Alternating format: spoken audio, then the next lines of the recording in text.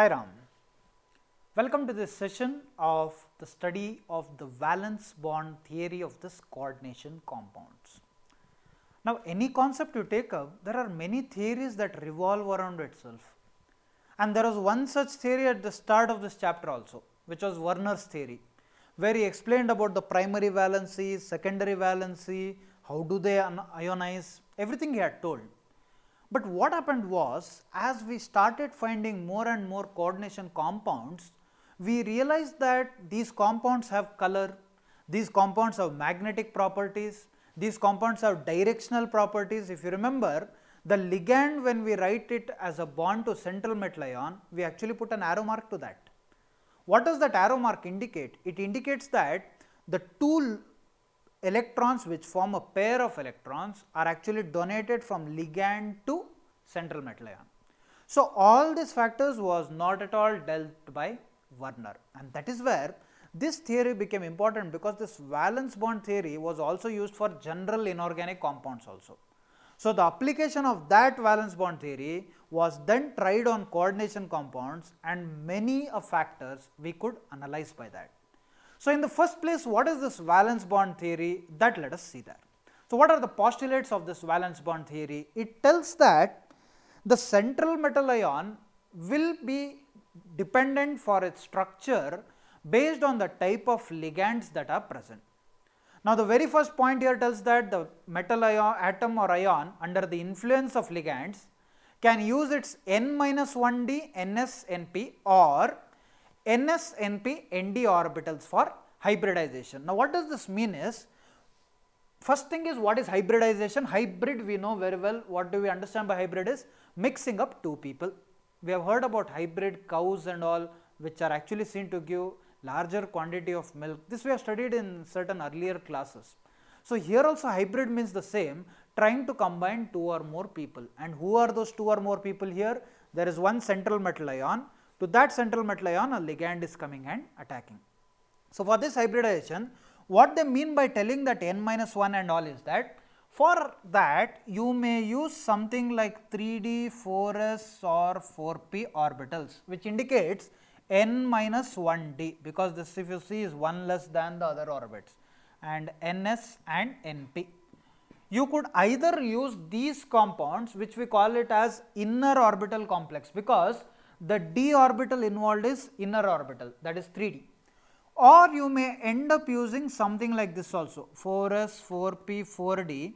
You may use these orbitals for hybridization, and this is called as outer orbital complex, because the d orbital which is there is present outside the original system which is there.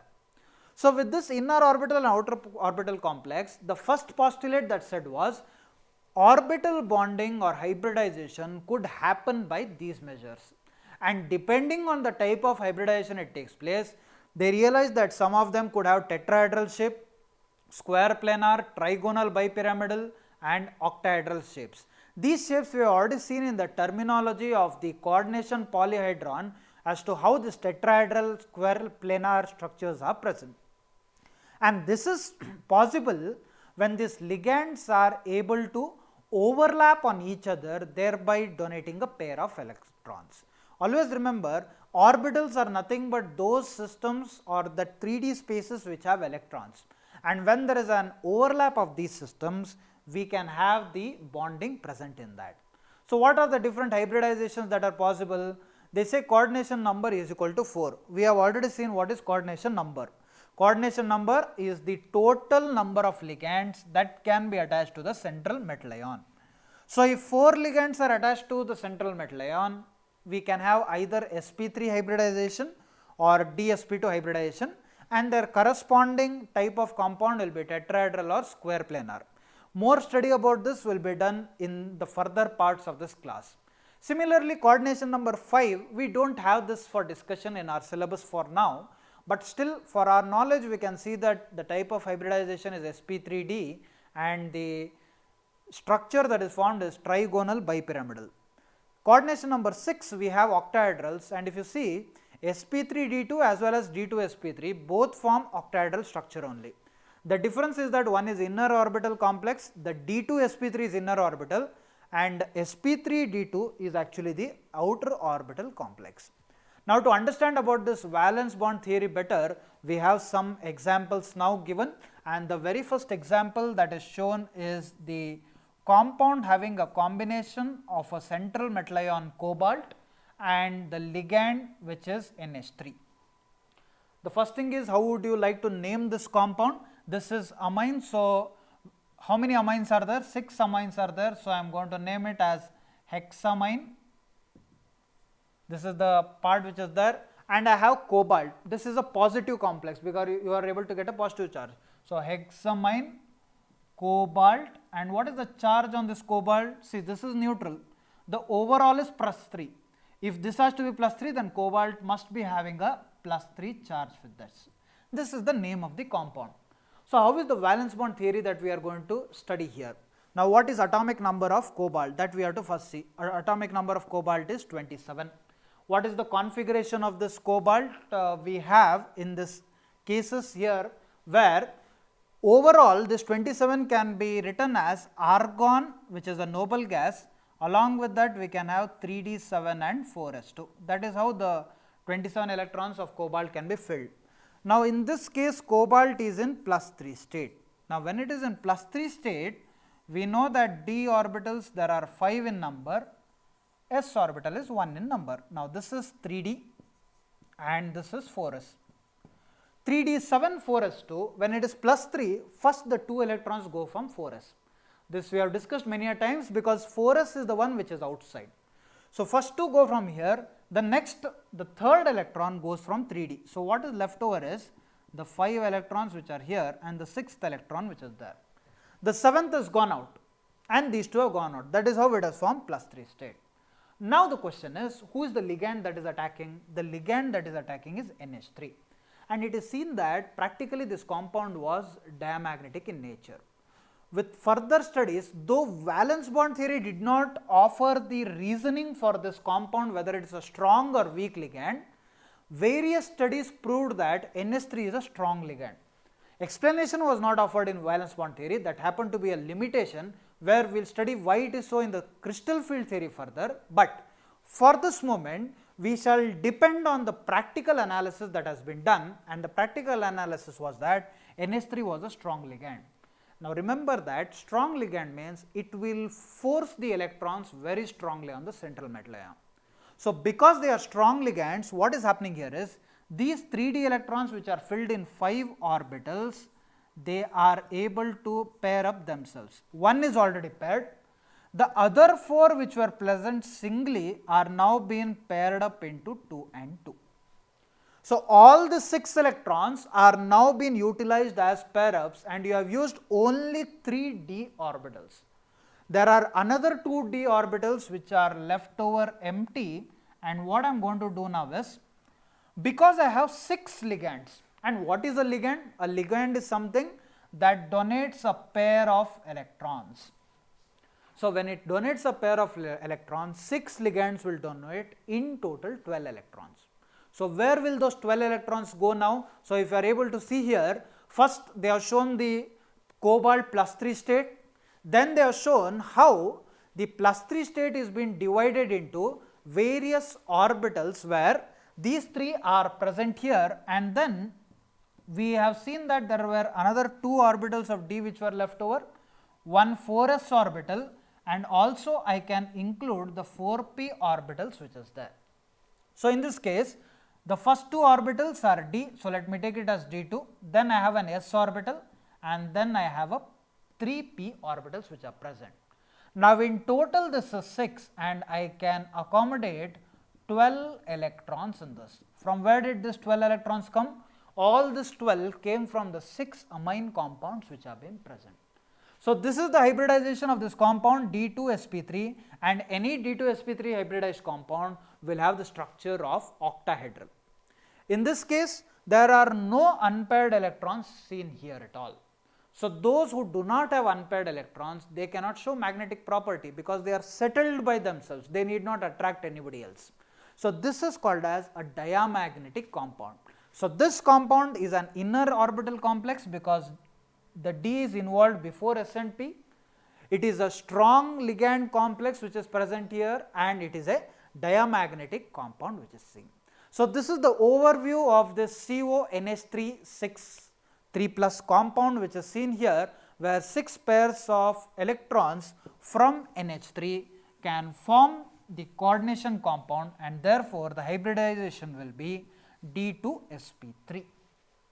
Now, if this was one of the example, let us see the next example which is present, which is COF6 3 minus.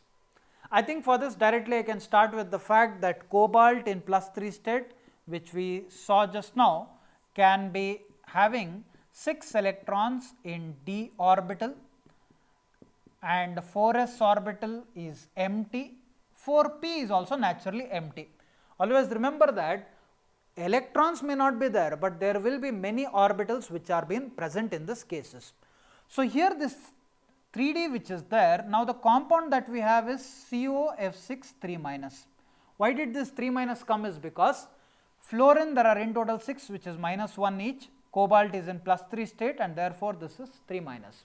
Now, by practical analysis, like NH3 was found to be a strong ligand, fluorine which is there was found to be weak ligands. Generally, all the halogen atoms were seen to be weak ligands. So, this weak ligands which were there, they were not able to force the pairing up of these electrons. So, what happened once these ligands came and attached to this compound, there was no pairing up, and this was lying as it is. So, what will happen? The next set of compounds, which is 1 4s, 3 4p orbitals can be utilized for this, and then another 2 d orbitals can be utilized, because 6 fluorine atoms are there, and what is the ligand? It can donate a pair of electrons. So, 6 fluorine atoms can donate 2, 4, 6, 8, 10, 12 electrons. Now, one doubt you may have, when I write an orbital, generally when I fill here, I filled it as 1, 2, 3, 4, 5 and then 6, whereas here I gave my count as 2, 4, 6, 8, 10, 12.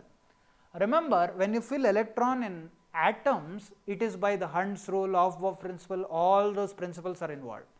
Here those principles will not involve. Why it will not involve is because this is not filling up of electrons, this is filling up of pair of electrons from the ligands, and since ligands give pair of electrons, the filling also will be in the pairs which is present. Now, what has happened here is this is 3D, this is 4s, this is 4p. So, the hybridization here is sp3 d2. So, the d orbital which is utilized here is the 4d orbital.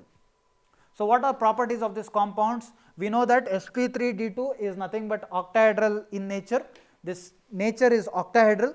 You are able to see some lone pairs which are present, but along with that 4 unpaired electrons are seen in 3d orbitals. Now, what do that 4 unpaired electron indicate is that these 4 unpaired electrons can give to good magnetic properties, and therefore, this compound is paramagnetic in nature, because unpaired electrons can attract electrons from outside.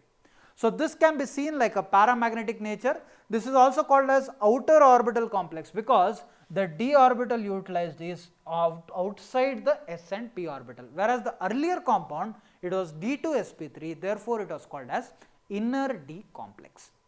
So, these are the 2 examples for octahedral systems, and now let us see those examples with coordination number 4.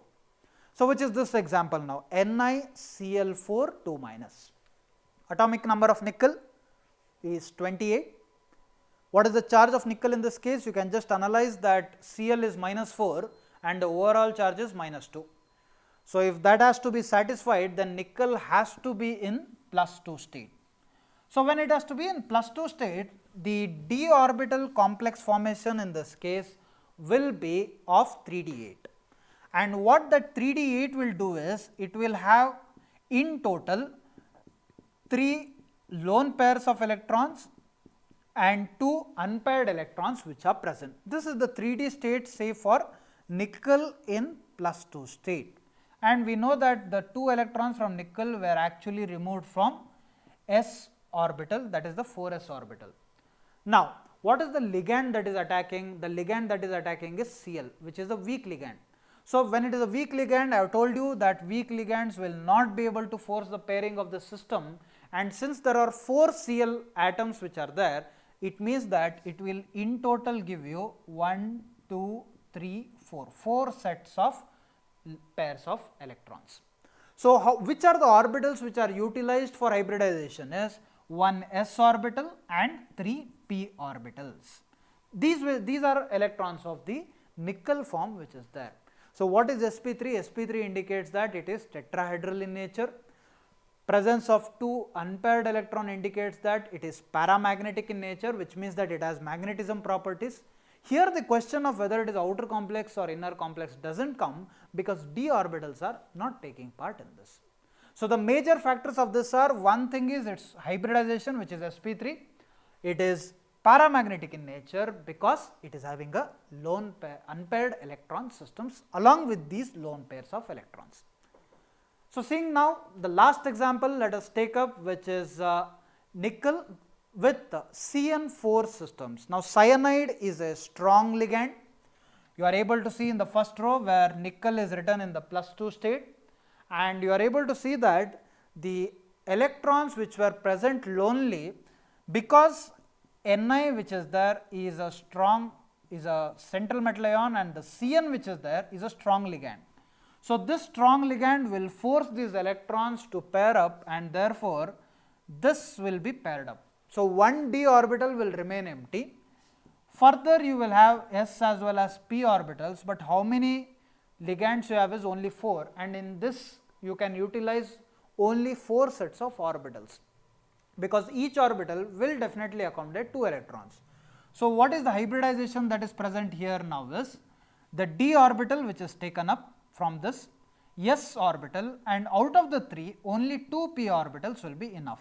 This is how the 4 cyanide ions can be accommodated in the orbitals. Now, what is the hybridization here? This is called as dsp2, and dsp2 hybrid orbitals are seen to have square planar structures in them. So, square planar means it will be square structure where the central metal ion will be at the central part. Now, in this case, is it diamagnetic or paramagnetic? You are able to see that there is no unpaired electron available at all. So, when there are no unpaired electrons, it will not show any magnetism property, and therefore, it will be diamagnetic in nature. So, this is how 4 different types of compounds can give us a very good idea about this valence bond theory bonding in these cases. So, let us have the overview of the magnetic properties for this compounds there, where those compounds which will have unpaired electrons will show paramagnetism. Some have very high number of unpaired electrons, and that is called as ferromagnetism. This is generally seen in compounds having iron, because if you remember, iron can act as a very good magnetic agent. Now, that is because iron can have a large number of unpaired electrons. If you do not have any unpaired electrons, it will not show any magnetism, and that is what is called as diamagnetism properties in these cases. So, this is about the compounds which are there for our study in this valence bond theory. The postulates first give you an idea of how the orbitals can combine themselves, and then the 4 different types of compounds that we have for our syllabus will give you an idea of various types of hybridization, the magnetic properties that are given. Now, we need not restrict to only these 4 compounds. We can actually employ this valence bond theory to a large number of compounds which can be available in this nature, and that is how we will be able to find out the magnetic properties of this compound. Having seen these magnetic properties and all, we did study this valence bond theory, but unfortunately this also has enough number of limitations. And what are its limitations? It starts with the very fact that there are a lot of assumptions involved in this. What are those assumptions? We saw that NH3 is a strong ligand, F is a weak ligand, Cl is a weak ligand, Cn is a strong ligand. How did we tell all of these things? This is all by assumptions and direct magnetic character that we have studied practically. There are no practical bases that are given in this. The second limitation is that though I can tell whether this is magnetic or non-magnetic, I am not able to tell whether it is highly magnetic or what is the magnetic content of this compound, a practical quantitative interpretation I am not able to give for this. Nowhere we happen to speak the color of these compounds in this theory did not relate at all to any color of these compounds. Also, the stability of these compounds were never discussed, we just took some examples, we tried solving that examples, employed the valence bond theory in this case, but never we realized or spoke about whether these compounds actually are stable in nature or not. Also, when we went through the sp3 and dsp2 hybridizations, we came across the structures of tetrahedral for sp3 and square planar for dsp2 hybridizations. But when we solved much more examples, though we restricted ourselves to 4 examples, when we go to many more examples, we realize that there is discrepancy in the correlation of these hybridizations with the structures that are present. And as already told, one clear cut factor which could not be understood is why do we classify NH3 and CN as strong, why do we classify as Cl and F as weak ligands. This clear cut differentiation was not known to us at all with this VBT theory. Maybe this could be solved out by the further theories which are there, but as of now these are the limitations that we are going to come across with this valence bond theory. So, this is about the valence bond theory which has been present for you, and let us see some of the homework parts which are there here. Draw the structure of cisplatin.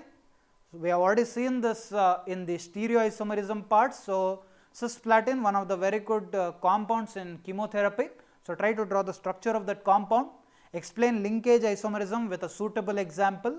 Not necessary that you have to take the example which was explained in this content, you can also take some other examples and try to explain this linkage isomerism.